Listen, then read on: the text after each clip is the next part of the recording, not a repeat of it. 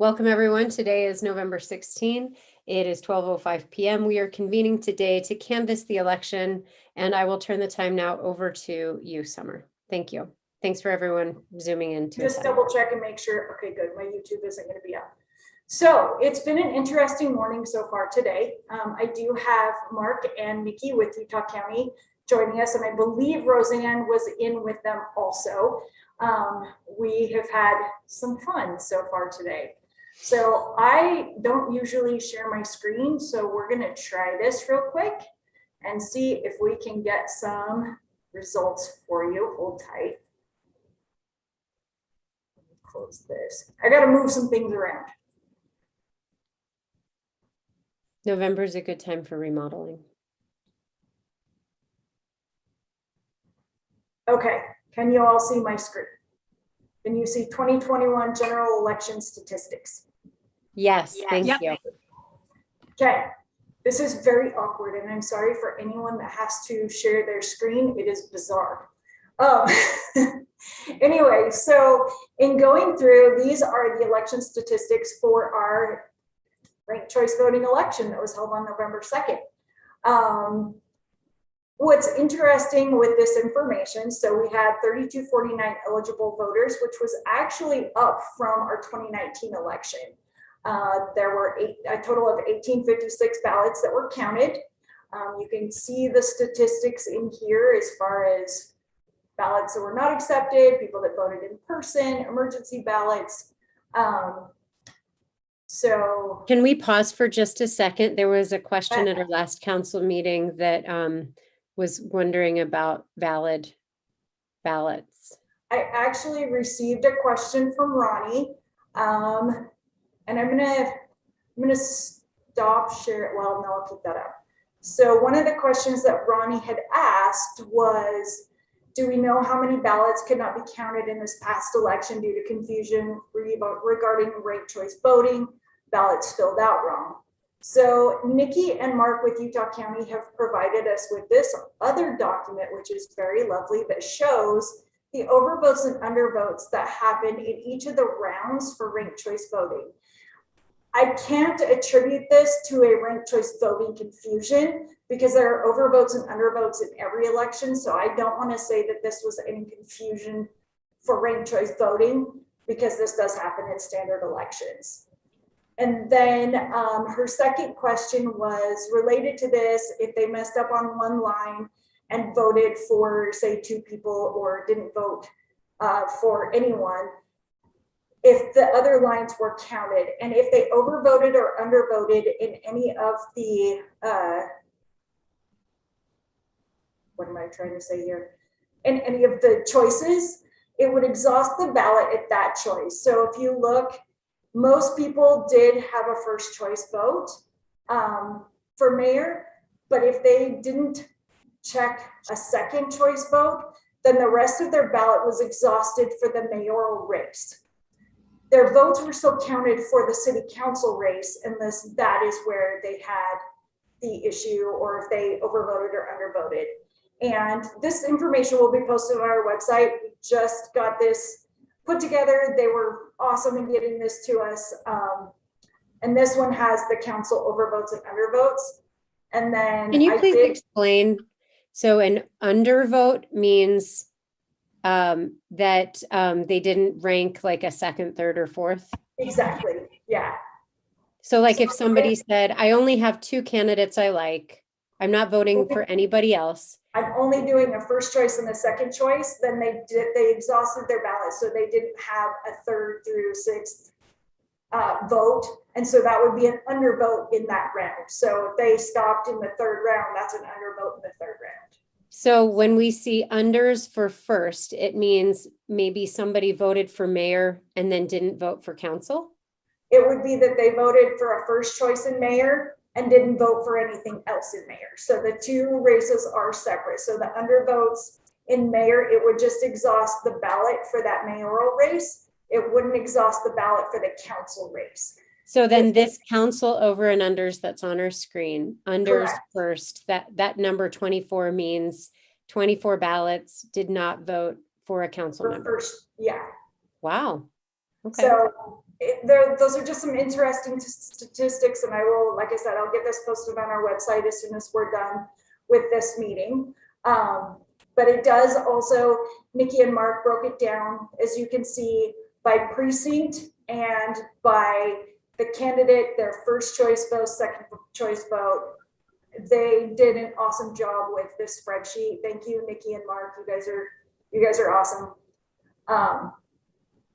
So that is the fun news as far as this part is concerned.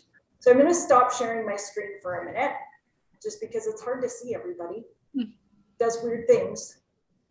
And then we do have some updated links from Utah County for the ranked choice voting tallies. I'm going to pull this up real quick because there's one race that becomes interesting. So let me share my screen again.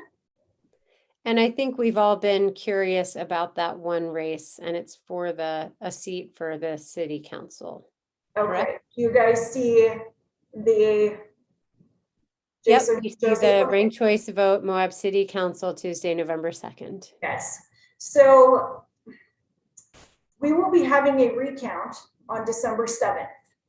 And the purpose of this recount, I'm going to actually go tables by round because this is easier to see. So when we get to round 3 of this race, you can see that Josie and Luke are separated by 1 vote. And because that meets the threshold for a recount based on state code, we will be having a recount. I'm not sure, I'm hoping that maybe Nikki or Roseanne can answer this question, but I believe in order for us to get to the round 3, we would have to kind of recount those ballots up to this point, but I'm not positive. And is it a recount specific to the council, or will it be a recount? It's specific to the council. The other race was not, it was not this close. And it's specific to this round of this race. And where this gets confusing with ranked choice voting, so we've gone through this whole process. Roseanne and I have had calls with the lieutenant governor's office. And the biggest issue that comes in is that the state code talks about the applicable ballot counting phase, which is not defined in state code. So even though it is close in this round, because it's not clear what the ballot counting phase is, the lieutenant governor's office has said because it meets the threshold in this round that we need to do the recount.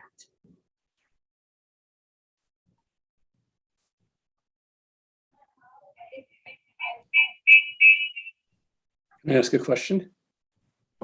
Yes, go ahead, Kaylin. Did you get any sense of what the methodology for determining what the lieutenant governor's methodology was for calling for a recount?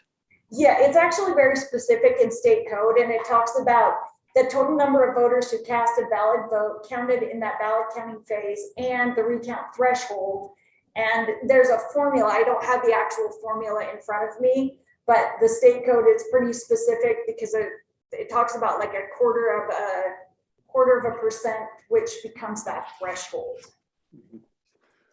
But so there's no latitude for looking at the other ranking, the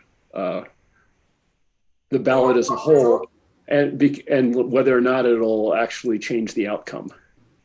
It's not specific to that, and to err on the side of caution, they've urged us to just do a recount based on that information. Okay. Yeah, so some of my questions related to Kaylin's, I guess. I mean, an argument might be to don't bother with a recount for this round, regardless of the 1 vote difference, because with Mr. McCurdy being eliminated in the next round, if a substantial number of his votes went to one candidate above him or other, then those two candidates would no longer be close, regardless of a few votes this way, one way. In other words, if Kovash and Wachowski, Luke, were inverted, for example, it wouldn't make any difference in the final outcome. Is that correct? That is correct. It didn't make a difference in the final outcome, but because it meets the threshold, that's why they're telling us that we should do a recount based on that. Okay, thank you. The other piece too is that we are canvassing the official results today. And in speaking with the Lieutenant Governor's office, they do want us to go ahead and do the canvass today. If the recount changes the results, then we would need to recanvass.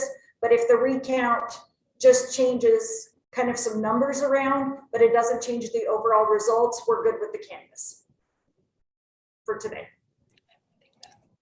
Okay, so then as we might have other questions, can we unshare the screen, please? Absolutely. And I just want to open it up to questions from council. We do have Utah County elections with us on this call. If you have any questions regarding this process or the recanvassing, and then Summer, correct me if I'm wrong, but I'll need a motion to, is it confirm the canvas? Correct. Okay, Their election results. confirm the election results as presented. Is that the language? Yes. I apologize. I should have provided that information. Not a problem. Kaylin, you had your hand raised. Would you like to ask first? Sure. Okay. So if Luke and Josie swap, it seems like what might change is who won seat 1 and who won seat 2. Is that a recanvassable event, or as long as the same 2 people are elected to city council, regardless of which seat they won, does it matter? According to Lieutenant Governor's office, as long as it doesn't change who won the race, if the recount comes back and it changes the overall winners, then we would need to recanvass those results. Okay, thanks. And Ronnie? Oh, I was just going to say, thanks for the answer to that question, Summer, and all that information. That's really interesting. I'll look forward to looking at it a little bit longer. But thank you, Utah County. That's helpful. And we will get these links posted on our website. Oh, never mind. Lisa just messaged me and said that the results are posted on the website. And I will email this spreadsheet and this data out to you guys just so you can look at it. And I will also post it on our website. Thank you, Summer. And Utah County, the logistics of the recount. Can you walk us through what that looks like? Will you be coming down here? Yes. Okay, so Utah County will be coming down here and doing the recount here in person, and Summer. Yes, so we will be on site to do that recount on the 7th. Not sure yet as to the time, so that's up to Summer. We could start as early as like probably 9 a.m. We will bring some staff down, and most of the ballots and everything are down there. So it just makes sense. Plus we want it to be very open and public. So we will do everything on site. We will recount all of the ballots. We will only recount for the council race. The mayor's race will be suppressed, and so it won't show any results for that.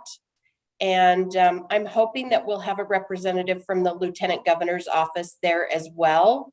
And then we will, as part of the recount process, we also have to do an audit again.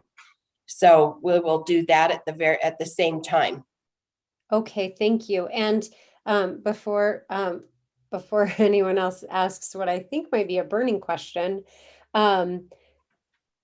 when looking at our results, you've done ranked choice voting before in other areas, other communities. While it's new to us, it is not new to you. Are there any data points that stand out that seem peculiar or of concern to you? Or does it seem like we did a good job?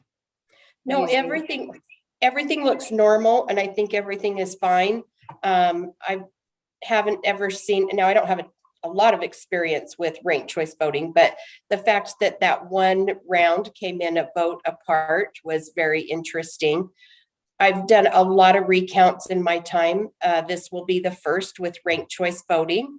And so we like to do this. We welcome it, and we think it will be a good opportunity for you guys to see the process again and to feel confident in the process. And this is this is what a recount is for. And I'm not going to promise that results won't change, because every once in a while there's something that could cause it to change. Because as part of the recount, we go through and check everything. We're going to have those. I think there were 3 provisionals that we couldn't count. We're going to take another look at those. We're going to look at signatures on ballots where we said that the signatures didn't match. We're going to look at those again. There's just a whole process of everything that we go through. And we're going to look at how the ballots were adjudicated. And it's just a normal part of the process. And we could see it change by a vote or 2. And most recounts, I see it change by 1 or 2 votes, but I don't see a recount change the outcome of an election. Thank you. And the cost of this service that you're providing, was that included in our original? No, it's not. So we're paying an additional fee for the recount? Yes. I thought I read in the ILA that that was included. I'll have to go back and look at that. I'll have to go back and look too. I thought it was Justin, will you included, but bring I'll that double up? check. Maybe I looked at the wrong section. Okay, Mike, you had a question. Yeah, one question. I remember some years ago observing the vote counting process in the local county office, and I was, as I recall, there were, what do they call them? Not witnesses, but each of the 2 primary parties that were involved, even though it's a nonpartisan election, could come and witness the counting process. Have you guys gotten into that for municipal elections as well? To have the I people think come you and mean observe. poll watchers. Yeah, when you do the recount, will there be any Yeah. observers as well? Oh, we welcome observers. Do you expect any? That's a summer question. Mayor, do you mind if I share my screen one more time? Please do. So Kaylin, And I think while you're sharing your screen, I would just say anyone interested in observing should just contact Summer for those details. so Kaylin was there election night, so I don't know if you guys can see these pictures. But this is what the count looked like on election night. Here we have Nikki and Mark working their magic here. And it was pretty interesting. We had quite a few observers. I don't know if any of you know, this is Isaac Ellison, who is Rachel's son, and he stayed through the whole count. He was very interested in it. We were back here. But so we did have poll watchers. We did have people watching the process. Great, thank you. You're welcome. Thank you for the pictures, Kaylin.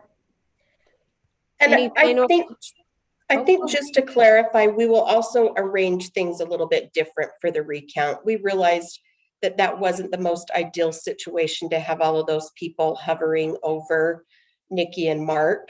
So I think we'll bring some additional monitors, and they will put the monitors in front of the laptop so that they can be on the other side of the table.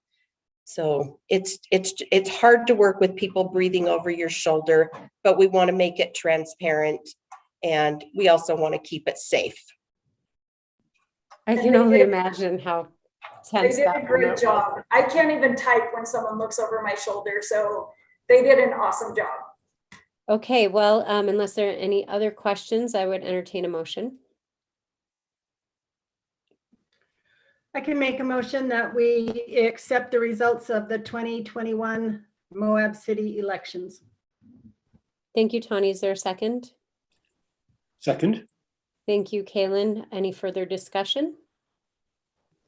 Call for the vote. It'll be a roll call vote as we are online. Mike, Aye. Ronnie, Aye. Kaylin, Aye. Tawny. Aye. Motion passes 4-0. Thanks, everyone. And we will see, either we'll see each other again for a canvas. If we do have a change in results, we will likely tack it to our December 15th meeting. And that is all. Have a wonderful afternoon. Thanks for zooming in. Everybody.